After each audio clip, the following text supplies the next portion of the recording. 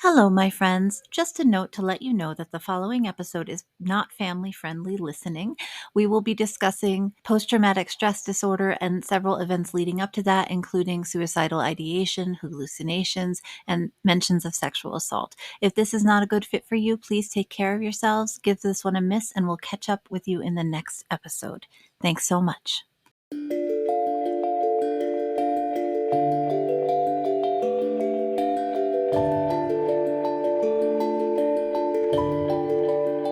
Hello, my friends, and welcome back to the Neurodiverging Podcast. Danielle Sullivan here. I'm your host. I'm happy you're here today. If you are listening to this right when it comes out, may I welcome you to take a deep breath with me, since it is the time of year in which everyone is overwhelmed and everything is dramatic and big, and there's so many lights and so much sound. So let's just take a deep breath together.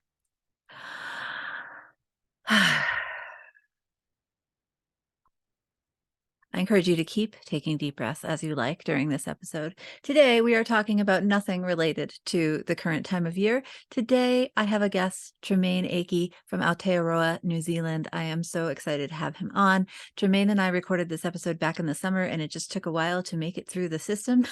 But I'm very excited to talk with him today. Tremaine is a young man out of Aotearoa who has been diagnosed with dissociative identity disorder, as well as complex PTSD, post-traumatic stress disorder, and has been in the mental health system in New Zealand since he was 14. And we are talking together about what it's like to be a person with this disorder, which is not very well understood in the media, and especially, before I started researching to speak with Tremaine, I think it's not something you bump into much unless you live with somebody who is dealing with it. So we're talking today about his experience of dissociating, hallucinations, and what it's like to have hallucinations or delusions, what it's like to have other personalities, and how he copes with trauma. We're also talking a lot about colonial trauma. So Tremaine lives in Aotearoa, which is colonized by the British and then by other people, and it's still being colonized today. And that colonization process and its continued reverberations into his life today create a lot of trauma for him and his family and other folks who are indigenous to that area. So we're talking about that a lot today. So I hope you will learn a lot from this episode. Before I go in with Tremaine, I just want to say thank you to my patrons for supporting this episode and making this possible for me to do. It is very appreciated. If you would like to become a patron, I encourage you to head on over to patreon.com/neurodiverging, where you can pledge a couple of bucks a month and get some cool perks and make sure this podcast keeps going into the future. You can also find transcripts and more information on what we're talking about today at neurodiverging.com. And now, without further ado, here's my interview with Tremaine. Welcome to the Neurodiverging Podcast, Tremaine. It's good to see you again. How's your day going? The day's going well, thank you. How's yours? Going beautifully. We're talking about, before we started recording, that we're going into fall here in Colorado. So lots of crunchy leaves and hot chocolate and that kind of atmosphere. And you are on the other side of the world from me. So yeah, we're going into spring, so the pahutakawas are starting to flower. The cold mornings are gone. We've gone to daylight saving, so we're no longer getting long nights, which I'm very upset about. We're going into long nights very soon over here on this side, which I am upset about. So, I prefer them because then I can go walking when there are no cars out. Yeah, that does make a big difference. Out here, there are coyotes in the evenings, and so I don't want to go walking with my children. You go walking with a rifle, I guess. Yeah. Well, yeah, or if you've got a dog or some large friends, but yeah, it's definitely different. Coyotes, Jesus. Coyotes. And not to, obviously this isn't the topic of the thing, but because New Zealand is an island, we don't have any natural predators. Mm-hmm. That's why our birds are so exotic looking. Lovely. So, yes. Until we brought the predators to, well, I say we, the Pākehā brought the predators. Mm-hmm. Yeah. Yeah. The coyotes are native here, and they're wonderful, and they're appreciated, and they're needed, but they also make walking in the evening a little bit more challenging sometimes. So we're just careful. Yeah. But well, would you be willing to tell us a little bit about your background and what you'd like to talk about today? I know we can go in a lot of different directions. So yes, as because this is obviously a neurodiverging podcast, that's clearly about and since I'm not a doctor, I'm clearly a patient rather than a professional. But oh yes, I'm Tremaine Ake. I have been diagnosed with DID, PTSD, and a few other fun little things that I experience. And I also host a podcast that Danielle's been on. I think her episode will be out before this one is, so go check that out as well. If it is, I'll put a link below. Yeah. We talked about, we didn't talk about sci-fi, but we certainly talked. We tried. It didn't. This podcast might be similar. We'll try to stay on topic, but we had a good conversation though. Yeah. So DID is, for those of you who don't know, is dissociative identity disorder. It's the child of multiple personality disorder. So I have 6 personalities, including myself, which doesn't usually count as a personality. It's usually just the core. But I count myself as one because, to be honest, we don't really know if there is a real Tremaine. But so what we talked about beforehand is we wanted to talk about trauma and hallucinations. So hallucinations occur for me because I have psychosis. Now, something that a lot of people get wrong is psychosis are not psychopaths, or that's not even a term in DSM anymore. That's such an important thing to bring up. Thank you for mentioning that. So it's not, when you hear someone is on antipsychotics or is having a psychotic episode, it doesn't mean they're going out and Hannibal Lectering people. They are experiencing a disconnect, a severe disconnect from reality. So for example, the main illness people associate with psychosis is schizophrenia. Now, schizophrenia is not DID, as in there are not multiple personalities. Schizophrenia means split mind. So it's split the mind from reality. So a big part of psychosis will be your ability to grab onto reality. You'll start to believe in conspiracy theories a lot. You're a lot more prone to them. If you hear voices, you'll be listening to them a lot more. If you see things, you'll be believing them a lot more. If you are prone to delusional thinking, then you'll be thinking some pretty wild things. Mm-hmm. I myself, prior to the COVID pandemic reaching New Zealand, was hospitalized after, well, it's complicated. It's never as simple. It's not as simple with me with who did what, but someone I called Tinfoil Man, because of his conspiracy theories, believed that, he convinced me that sparrows, so the Eurasian sparrow, which is very common in New Zealand, was spreading the COVID virus because of an alliance they had with the Chinese government after the 5 Pests campaign in China. So that requires a lot of mental gymnastics to get through that. But because you're prone to this thinking, this persecution, this grandiose thinking, you start to get really paranoid, very paranoid. And so in terms of hallucinations, for me, I have hallucinations every day. The difference is when I'm in a good space, I can cope with them. Mhm. So if you're a person who has not been diagnosed and you are not being treated or you haven't had therapy, oftentimes these hallucinations can cause issues. Mhm. Now, I should mention that in some cultures it doesn't, which Yeah. is an interesting topic in itself, Mhm. that some cultures manage it through using spirituality to deal with it. Mhm. Unfortunately, in the West, we've severed our connection to the spiritual world, so we have to rely on science for that one. Mhm.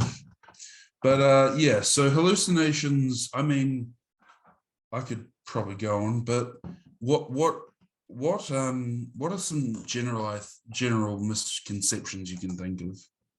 Oh gosh, so many. So first I'll just say there's a really good book I read recently that I'm blanking on the title, but I'm going to put it in the show notes on American Indigenous approaches to uh, Psychosis. diagnoses. Yes, diagnoses like psychosis, like schizophrenia, like bipolar disorder, like DID. And it's written by an Indigenous woman, and I'm just not great with names. That's just, if you're listening to the podcast, you know that about me. So if you're interested in that topic, I can put a link to that book in the show notes. I haven't read any based out of the Americas, but I'm sure they exist. I don't know if you know of any, Tremaine, for other other Indigenous Well, groups. well, the indigenous group I'm part of, the Maori Mhm. of New Zealand, we used to treat people with schizophrenia and DID and not bipolar, but the hallucinations as Mhm. a spiritual guide. So they were often seen as sort of a shaman-like Mhm. um, figure. And so what would happen is people who the village elders would walk you through your experience, and it was sort of Mhm. a more spiritual approach to Yeah. dealing with the illness, and you became quite a prestigious member of the tribe. Mhm. But unfortunately not me, because Pākehā showed up. Mhm. Yep. Yeah. So so Maori, a lot of Polynesian cultures like the Maori, Samoan included, they used their connection with the gods and things like that as a belief Mhm. system for why these afflictions occurred in certain people. Yeah. So yeah, there is certainly a different schools of thought, as there are in medicine in general. Oh, I yes. mean, I know that the reason we test vaccines on different ethnic groups is not because we're trying to target them, but because for some ethnic groups, they can react terribly to the Mhm. vaccine, whereas Pākehā or Asian or African cultures manage it fine because of different diseases they've had in the past. Absolutely. Yeah.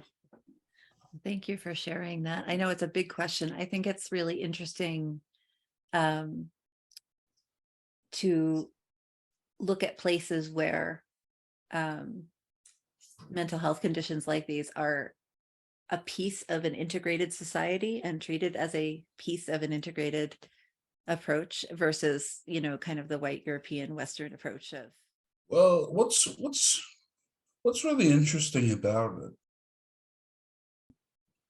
a lot of the time, if you're not high functioning, it's very difficult for you to function in our society, Mhm. in our white European society. But if you are high functioning, sometimes you can hit that sweet spot between totally off the rails and so in control that you just, I mean, I know stories from my family. It has it's something called generational trauma that you may Mhm. be aware of, but for a lot of indigenous people who experience the hardships of colonization and cultural repression, we have a hand down of a plethora of illnesses because of that. especially to do with drinking, substance abuse, mood disorders, anxiety, depression, all that fun stuff. And because of that, we often think about alternatives, if you know what I mean. I think where I was going, or what I was thinking about when you were talking before, is that, and also as you were talking about sort of I'm trying to think of a better word than social ills, but like colonization, racism, violence, right? Of colonization in many places in the world, right? From European colonization, indigenous folks and other folks suffer from the things you were talking about: alcoholism, substance abuse, and kind of that generational pass down of a violent colonization process. And it's driven this kind of huge wedge into, now we're trying to apply European medical systems onto folks who have their own ways of dealing with things, and that it's not a one-to-one, right? It doesn't really work, I think, is all I was getting at. Yeah. And I'm sure you have much better insight on that than I do as a very white American. Well, the thing about Western science is, and this is a question I often pose to the different doctors I've seen at different times, is, do you think we should have based psychology on science? And a lot of the time, the more older ones will say no. And they say that because they think we are moving in a different direction with psychology. We're not. So what I would say the traditional European approach to mental health was very much to lock people away. Yes. To move people out of the community. Now the approach is to push them back into the community. There have been troubles with that because there are some people who just can't function in the community because the community is designed in a certain way that doesn't gel well with how they who they are. Doesn't support what they need. Yeah. So what I find interesting is a lot of indigenous groups in Africa and Asia and Oceania and possibly in the North and South America, they had a different approach. It wasn't scientific, it was spiritual. And the question I think about when I think about that is not, I don't believe in God, but what I think is there a connection there with having that blind faith in something that will solve the issue more than having a dose of drugs that make you 50 kgs overweight, dull in the morning, and all sorts of effects of medication. Not to say you shouldn't take your medication. Yeah, please take your medication. Take your medication, otherwise they'll put you in hospital, and that's worse than taking your medication. Yeah. But I think you're also right. And there's also this, as someone who is white, who works with a lot of white folks, a lot of us are very divorced from natural life in any way. Like we don't go outside, we don't get sunlight, we don't, there's this kind of huge, I can't think of another word besides divorce, but we're very separated from, how folks used to live. And we're also separated from our communities. Like we literally don't know our neighbors, at least in the Americas. A lot of us don't know the folks we live with. And so there's not a social approach to handling mental illness or any other kind of struggle, really, because the socialness doesn't exist. We don't have a society. We have a bunch of individual people. Well, that's based off of your history of valuing the individual over the collective. Yes, it absolutely is. And it's a hot mess and it does not work.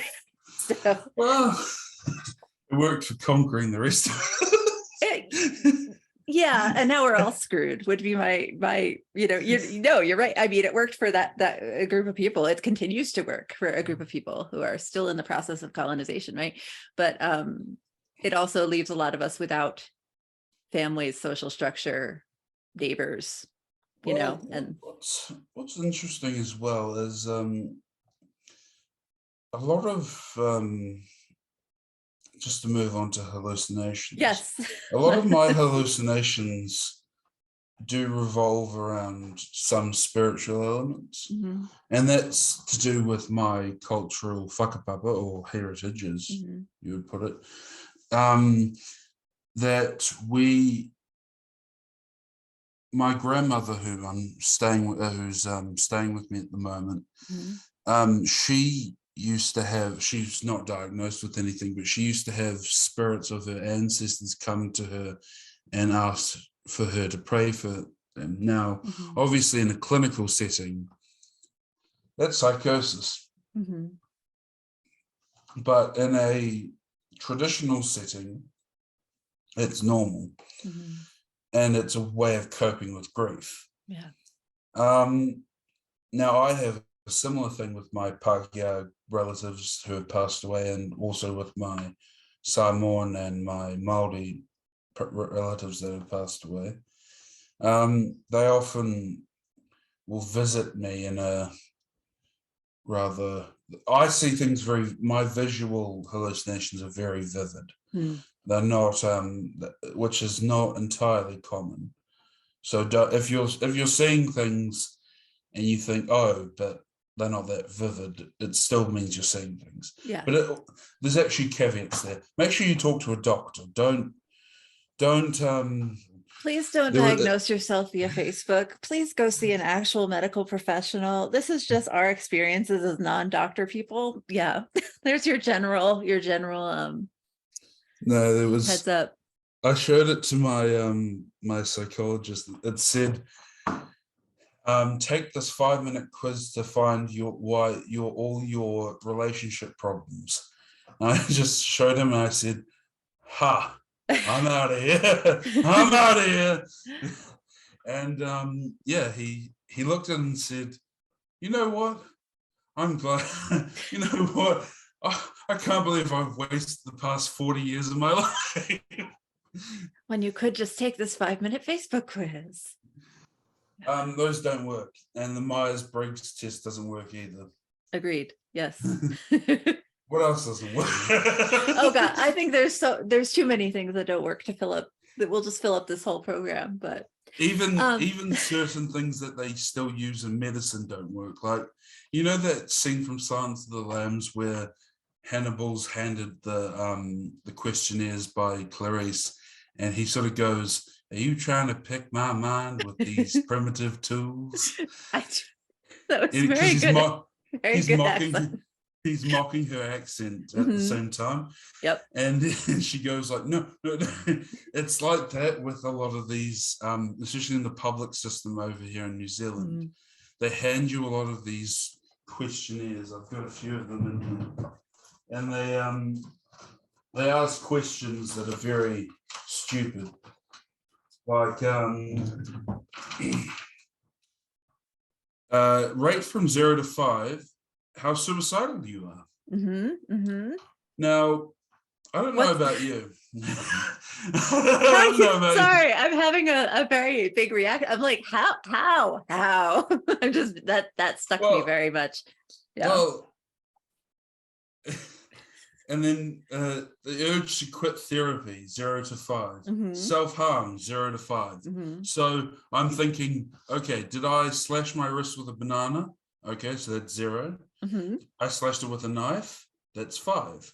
So you can see where I'm coming from with these primitive tools. Yes. Trying to pick at our minds, and they do it because they don't have time to sit down and establish a rapport with you, because the hospital system is basically, at least in New Zealand, is set up to try to get people out of it as fast as possible. It's the same here. Yeah. In the United States. We don't want too many people in that hospital, because God knows they may end up being cured.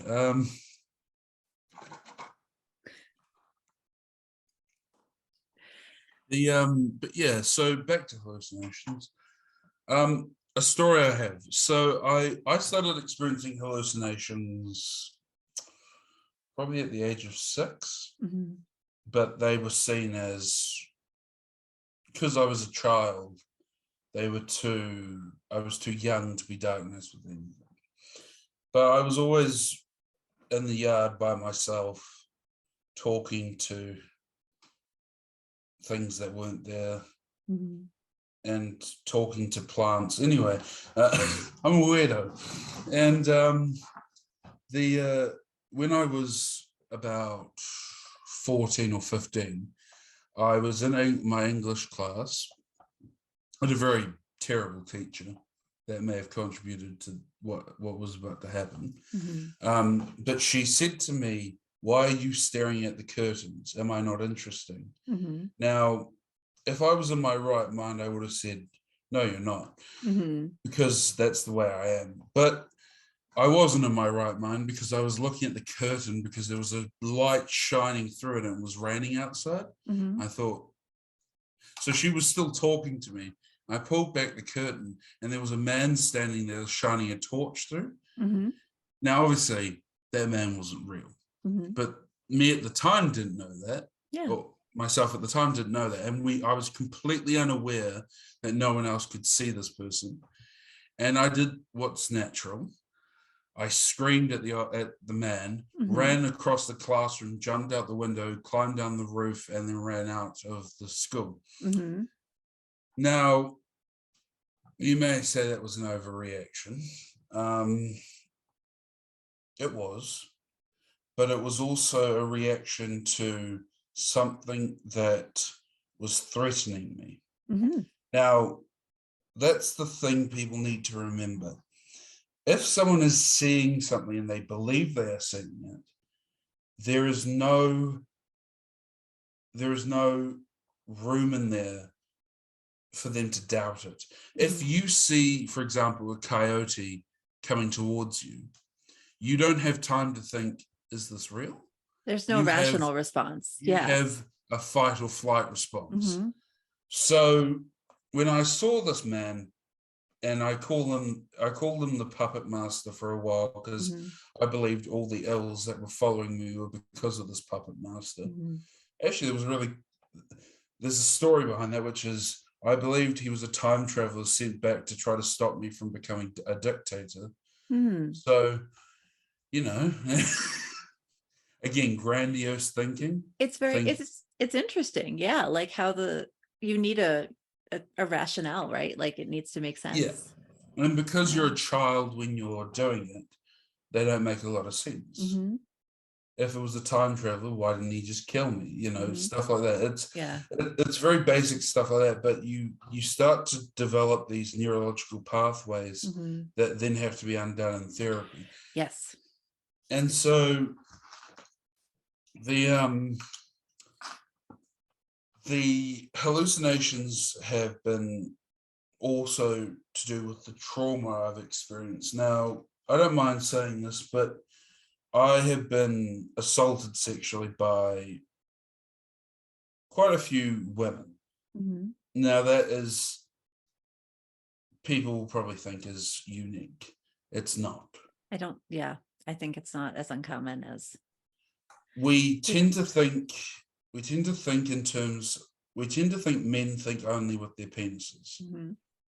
I can assure you that is not the case, because there is no shame to your psyche more so than being told that the traumatic experience you just felt is meant to be a good thing. So having sexual attention from someone who is perceived as attractive should be a good thing. But if you're not consenting to it, and if you're too young to consent to it, then it's not. And also, if someone is saying no, then it's no. Yeah. That's a very simple rule that we don't seem to be able to follow for some reason. But because I was abused in that way, a lot of my hallucinations during heightened emotions will be hands clawing at my mouth, hands touching my pelvic area, and things like that. So a lot of the hallucinations can also tie in with and what you would call that is it's part of PTSD. Yes. It's actually it's reliving the moment in time you were traumatized. Because I'm sure you've had someone on who's explained how it works with your rational brain being the frontal lobe and then your emotional brain being the center. Then when during a fight or flight they separate, and this uses all its energy to do stuff. And when your amygdala is overwhelmed, you can't remember it. That's a disassociation, but your body remembers it. Your body has pieces of that memory still in it. Yeah. So, for example, there was a particular perfume that one of my abusers wore.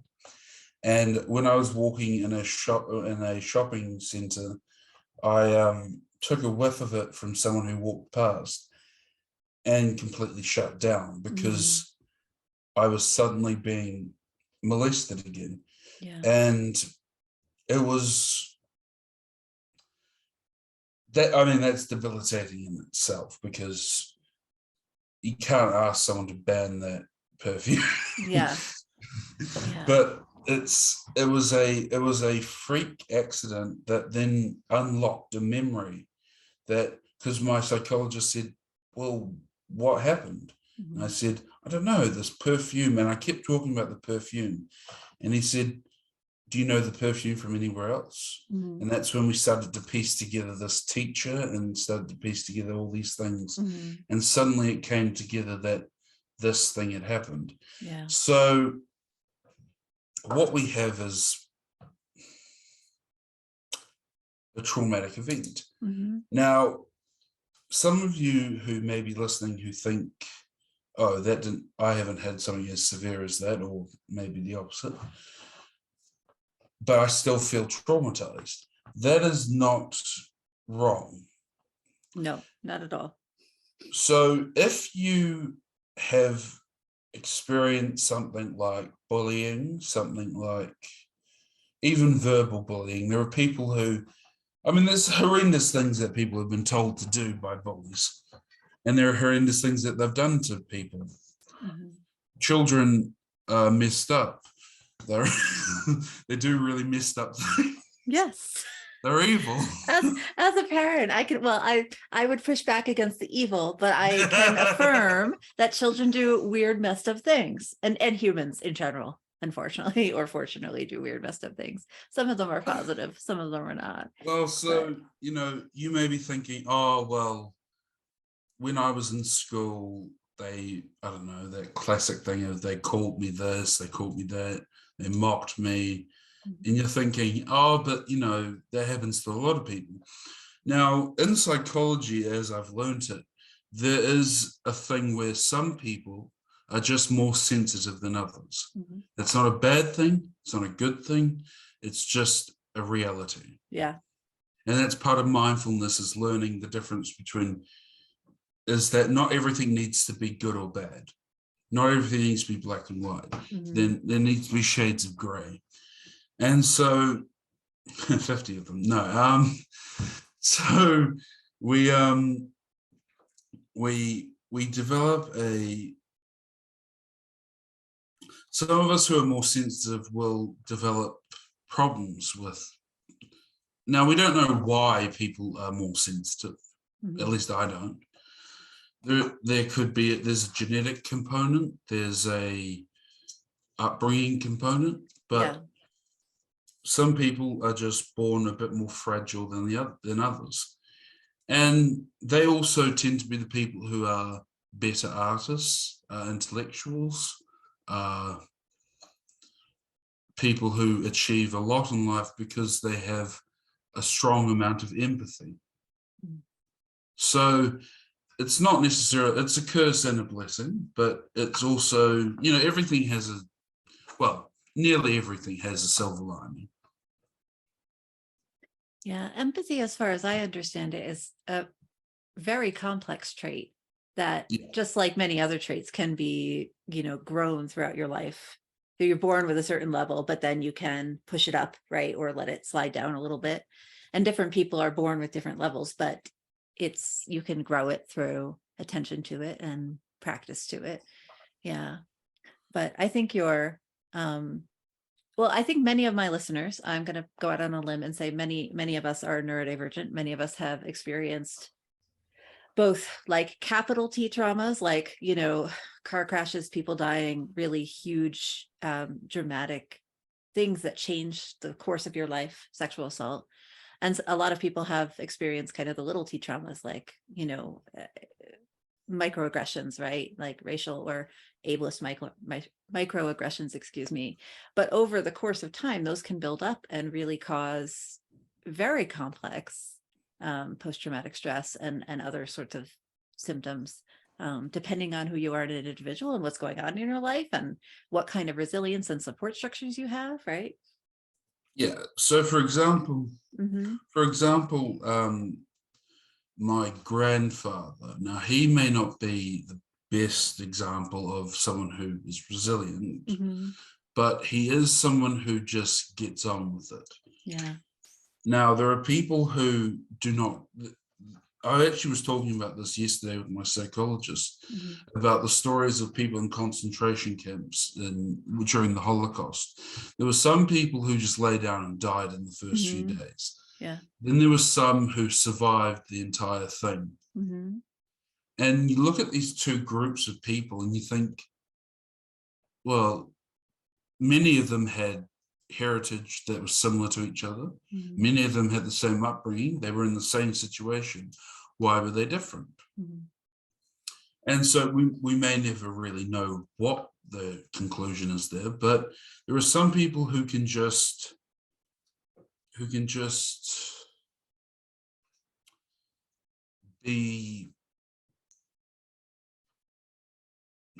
push past it and just make do with what they have. And the older generation, we think of having that, we think, oh, my grandma and grandpa lived through the Depression, so why can't I cope with this? I think that my older generation repressed every single emotion they ever had and just pushed. And exactly. Yes. And the ones that didn't were put into psychiatric hospitals and never seen again. Yes. So yeah, that was the option, right? Yeah. I mean, there was a comedian called Jonathan Winters who used to do a lot of improv comedy in the old days, and he used to refer to during his alien saucer routine, he said, I did not say too much or they'll put me in the zoo again. And it very much is the case that if you started to get out of not out of hand, but started to get a bit annoying or inconvenient, especially if you were a woman, if you were inconvenient to your husband because your body once a month decides to torture you, then sorry, you've got hysteria and you're going into the psychiatric hospital while he goes and marries someone different. Well, and I think that's an important piece, because a lot of the push, like we were talking about, white European society, Western society wants to push science, quote unquote, as the way we solve problems. And I am an evidence-based practitioner. I believe in science. Science is also deeply problematic. It's racist, it's misogynist, it's based in a system that is just deeply problematic in multiple different ways. And so pointing to that history is really important, and acknowledging that, like, we're trying to look at science, at least a lot of white folks and white liberal folks especially look at science as this pure argument for things. But the science is based in a history of dramatic oppression. Well, yeah, it's like IQs, for example, that we use to sterilize people. Yep. IQs were IQ, and they still are massively influenced by the white people that created them, and not to mention that they also were not intended for adults to be used the way they're being used. Yeah, most No. of our, just like the test you pointed to, right? The how suicidal are you question? It's Yeah. like, that's How do you measure intelligence? yeah. Really, How do you? Yeah. you'd These are have to not things that be. are meant to be scaled like that. That's not a useful approach to. If Yeah. you were intelligent enough to make that test, you'd know not to make that test. Oh So, gosh, you wish, right? well, the person who developed the IQ test, he was a French guy.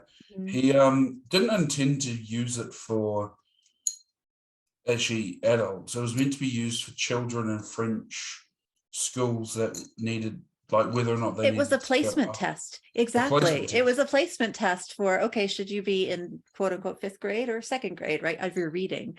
And now we use it, for, so many things that it has no place being. Yes. I mean, I was searching through Quora because I have Mhm. nothing better to do sometimes, and someone said they had an IQ of 161, and I thought, no, you don't. One, no, you don't. Mhm. Two, So what? Like, what does it mean? It means it's a number. It doesn't mean anything. It's not usable in not it. only does it mean anything, also because the internet has IQ tests, you could. I mean, I haven't done an IQ test in online because I learned to get self-esteem through some other method. But come on, you can't tell me people who do IQ tests have high self-esteems or high. I don't understand. I mean, so I'm very autistic, which means I don't understand a lot of things that the general culture around me seems to understand. But when I think of IQ tests, I think of things like BMI indexes and like you're literally taking the smallest sample size possible. You're making a scale to use in a specific circumstance, and then somebody else takes it and explodes it and uses it everywhere. Like, like IQ is just for this one school classroom. It had, like, I don't know what, 50 kids that were maybe on the original one, and now we're using it for everything. BMI, it's just white European men in America in the 50s, and they were college students. They were like 20. They were like skinny and ripped, and we're going to use that for like every man in the whole world to say if you're the right size, quote unquote, whatever that means or not. Like, I just think of the ways that culture likes to take something that has this very specific use and then just try to apply it everywhere, and that's supposed to be scientific, and it makes me very confused and well, very it's the upset. same as the Rorschach tests. Yeah, there you go. That's another great example.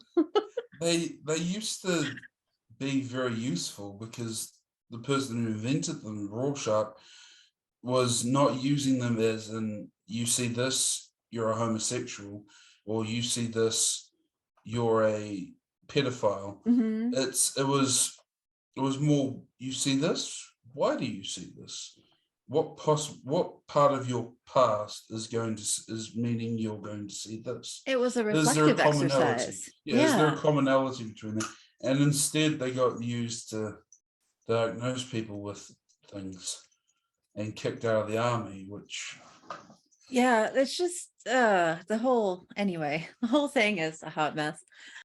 I would love to talk a little bit more about your experience of DID and or hallucinations. Kind of what has your experience been like, and like how can folks who are listening who might know somebody with those diagnoses be most supportive or most helpful, or what should they know? I know that's like 2 huge questions, but whatever your response would be.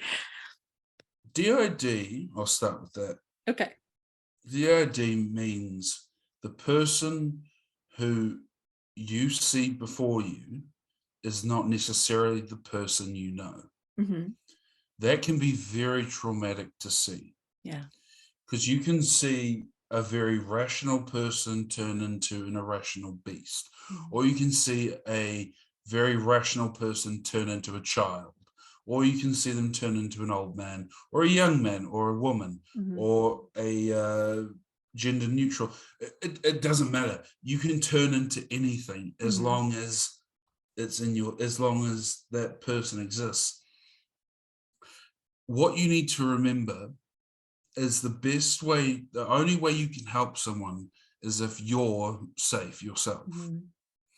So, as much as I hate to say it, if they're violent, you do need to call someone, because putting yourself in harm's way is not a good idea. Yeah. I know that the police are not the best at dealing with these situations. Certainly not where you are. No. But I think you're right that safety first has to be part of the plan. And I have worked with clients with family members who are for other reasons unsafe, and you have to have a safety plan, right? I can also put links to that in the show notes for folks if you need to develop a safety plan, but you want to have a plan before something happens, so that you can keep each other safe. Yeah. So DID, another thing to remember is also when you see the person again, maybe in hospital, maybe after their other personality is withdrawn, they're not going to remember, or they may remember but not have any control over it. Yeah. So if you come to them saying, "What the fuck was that?" Yeah. They're going to go, "I don't know." Now, it's going to be very difficult to say, "Hey, look, are you okay?" after you've watched them, I don't know, throw punching bag out a window from the 4th floor of a building, and then climbed out of that window and gone up the thing like King Kong. It's going to be very difficult to sympathize with them. But being there and just saying, "Are you okay? Do you know what happened?" Explaining what happened, and then that generally will be helpful. Now, for hallucinations, telling someone that it's not there is actually helpful. Now, a lot of people will think, how is that helpful? You have to do it in a helpful manner. Don't be fucking stupid. Why would there be a snake here? Do it like this. Okay, I can't see that. You want me to ask other people if they can see that? Maybe not in that tone. And when they start to see that other people can't see it, then they start to maybe question or start to think a little bit about why they're seeing this thing. And so, there's small things you can do. A lot of them revolve around just saying, "Hey, maybe think about this." Not being passive, but being gentle with your approach, because you have to remember a lot of these people have not lived very easy lives. Once again, they have lived very difficult lives or have had very difficult pasts, and you yelling at them is not going to help. And that's if you are working with just from a coaching perspective for folks who are listening, for whatever it's worth.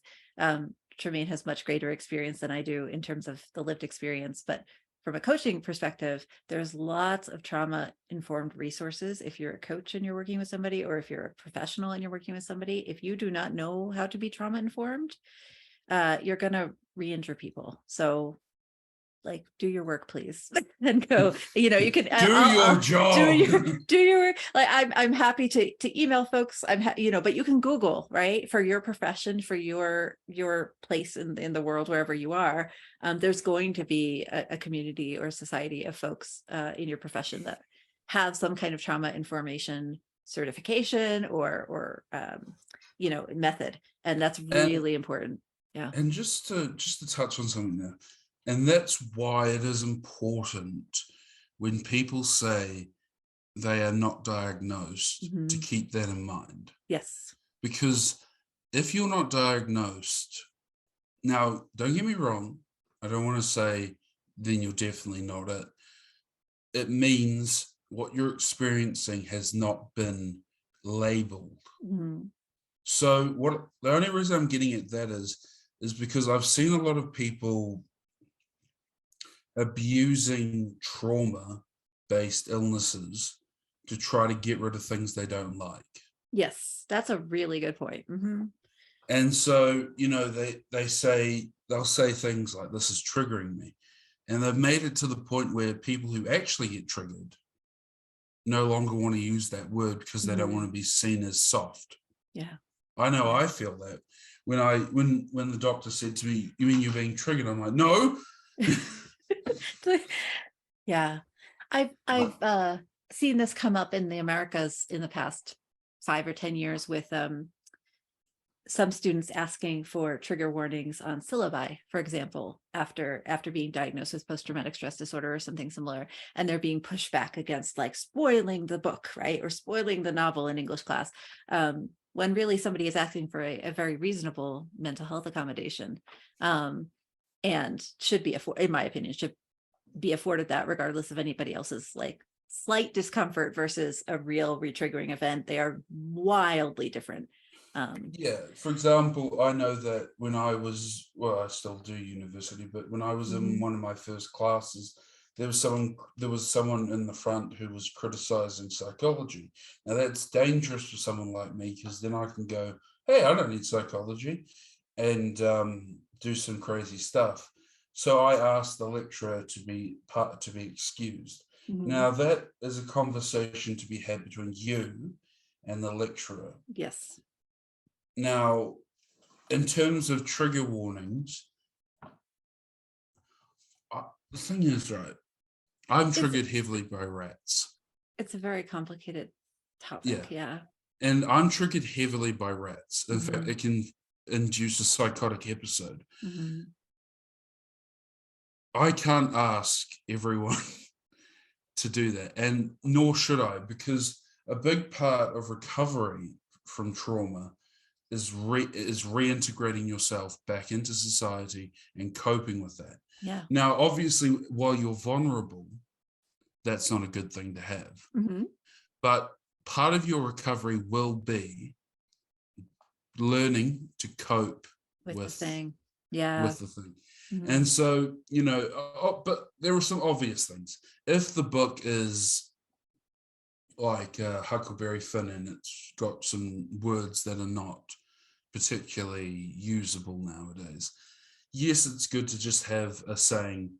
I think the Disney Corporation actually had Whoopi Goldberg do that for some of the movies that they used to have. And she said that, in her opinion, that it was that to cut them out would be to deny that they happened at all.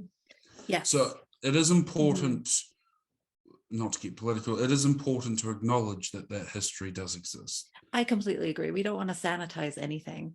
We don't want to whitewash, No, or that, that's a very white word to use, isn't it? Sanitize. Yes, you're right. We don't want to whitewash anything. But we also, I'm thinking specifically of, you mentioned sexual assault before. That's something that many of us have unfortunately had in our histories, and it has caused trauma for many of us. And many folks who are going to be in, say, a freshman English class may have dealt with sexual trauma. And so if you're being asked to read a text that covers that directly, that's a place, for example, where I would say a trigger warning is a reasonable ask. We're going to trust the student to decide if they're in the part of their recovery where they're going to read the book anyway or not, right? But it shouldn't be up to the lecturer. I would also say there's a difference between a trigger warning and completely erasing the book. Oh, for sure. Yes. And that's what as someone who's a writer, as someone who appreciates fiction, it's very important that we don't get rid of some of these books, because I know, for example, the Marquis de Sade, the person whose name is the basis of the word sadism. He wrote some very, very rapey books. Oh, yes. I've read them. They're not as good as you huge wish for somebody with that sort of history. Well, no, for me, they actually have a message that's quite strange. So in the two books, Juliet, and I'm not going to go into any of the obvious things, Juliet and Justine, they the two sisters that are separated because one goes off in a life of debauchery and the other one goes off in a life of virtue. And what we get is the woman who goes for virtue is left on the streets and is basically abused by society. And the woman who takes life into her own hands and does what she wants becomes the successful person. And even though it was written in the 1700s, I can't think of a more feminist thing than basically saying, yeah, the virtue, they're going to tell you sticking to your virtues is good, but men, like, you know, for example, in the first thing, Justine goes to a church and she says, Father, can I live in here? And he tries to have sex with her. That's a reality. No matter who you are, there's probably going to be some creepy old man that's going to try to take advantage of you. And you have to take things into your own hands. And I think, so the Dessards books are dreadfully horrific, but they also have messages that are very important. And if you can read them, reading them can help expand your mind and also give you a bit of a dose on how creepy you can get if you're never told no as a child. It's it's really valuable to look at other people's lives and work and media and the world as something to be curious about and something to really investigate and reflect upon, because you can get so much out of it, even if it's you know, it could be the Marquis de Sade, it could be like, you know, it could be anything.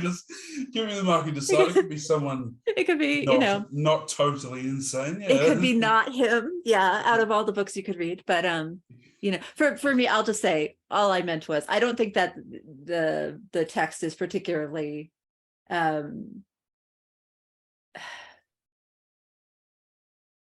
I don't know, the writing style was not for me. How's that? Like the content was like, okay, fine, you know, this is an interesting piece of the history. Very flowery. But it was I was like, this person is not the kind of writer that I would like, you know, support on Patreon today. Not because of the content, but just because of the style of writing. I was just kind of like, this is real boring. Like, where's, you know, anyway. It would be a fun book club discussion though. Just imagine everyone sitting there like, so I don't know, I really enjoy hearing other people's perspectives on texts and media, and you know, to some degree that's why I do what I do, is because it's really just interesting to get to know people. And I actively collect controversial literature because I have a fear that one day they're not going to be available. So I have Mein Kampf, for example. Again, boring as hell. It is really boring. It's just a guy complaining about how it's no different to a political manifesto that you would see from like a presidential candidate. In fact, it's very similar to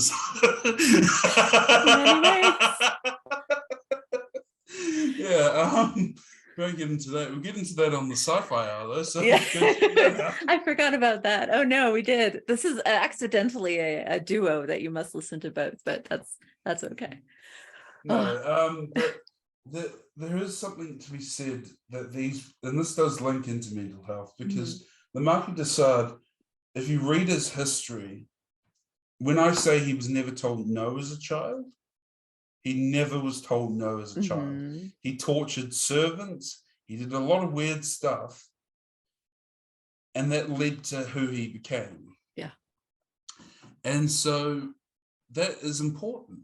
That trauma, but also that trauma can go in different directions. Oh, yes. There can be trauma that hurts you and trauma where you hurt others.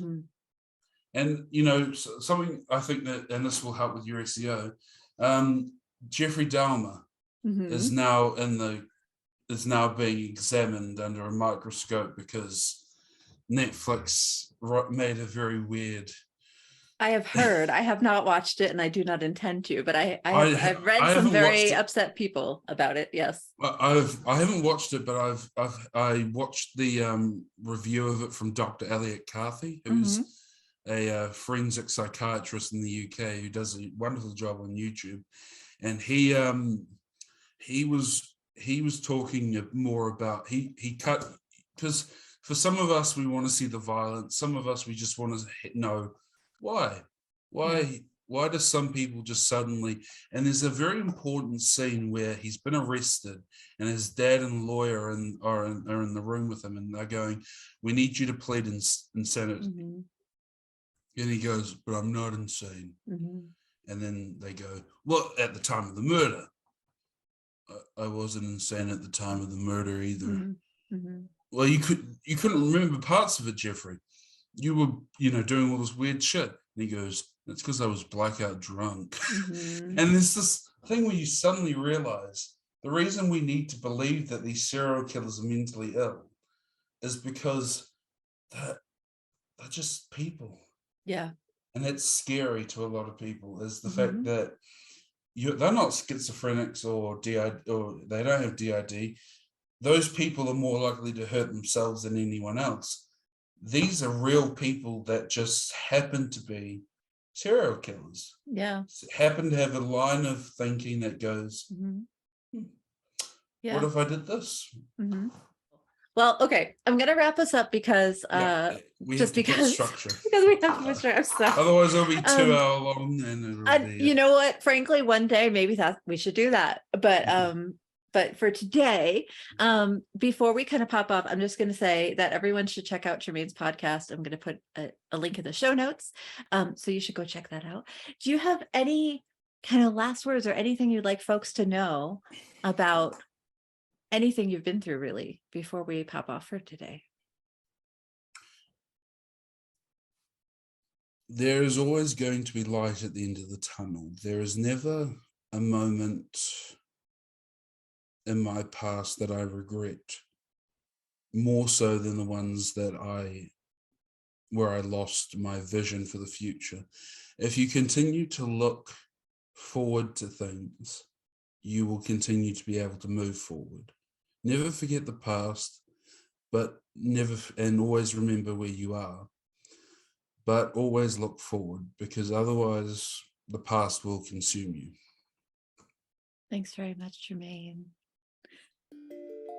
Thank you so much for joining me today on the Neurodiverging Podcast. I hope you found this episode as interesting and as enlightening as I did, and I hope it gives you some information to chew on. I would love to know your thoughts. Please feel free to go to neurodiverging.com and look at the transcript page and leave me a comment, or email me at neurodiverging.podcast@gmail.com.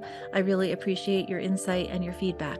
I also just want to little heads up that if you go to neurodiverging.com/upcoming events, all one word, we have monthly webinars, upcoming coaching programs, upcoming classes, all listed there for the first quarter of the year at least. And so I hope you'll join me for some of those. Thanks so much for being here with me today. And please remember, we are all in this together.